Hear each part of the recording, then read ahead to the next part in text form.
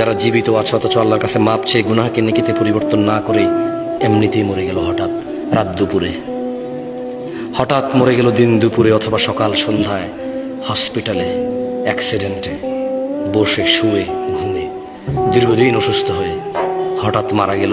তার গুনাহগুলো গুনাহ রয়ে গেল, এগুলো তার জাহান্নামে যাওয়ার কারণ হয়ে বসবে। অথচ গুনাহগুলোই নেকিতে পরিবর্তন করতে পারতো সে বেঁচে থাকা অবস্থায়। এই যে নিঃশ্বাস চলা অবস্থা যদি বলতো যে ইয়া আল্লাহ আর করবো না, তুমি সাক্ষী, আমি করলে তো তুমি দেখবাই, কোথায় করবো তোমার থেকে লুকিয়ে।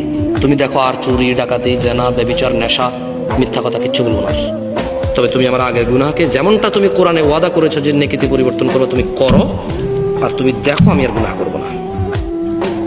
আকুলু কওলি হাযা ওয়াস্তাগফিরুল্লাহ লি ওয়া লিসাইরিল মুমিনিন ফাস্তাগফিরুহু ইন্নাহু হুল গফুরুর রহিম। আমি আল্লাহর কাছে আমার জন্য এবং আপনাদের সবার জন্য ক্ষমা চাই। আল্লাহ আমাদের সবার সমস্ত গুনাহকে নেকিতে পরিবর্তন করে ক্ষমা করবেন।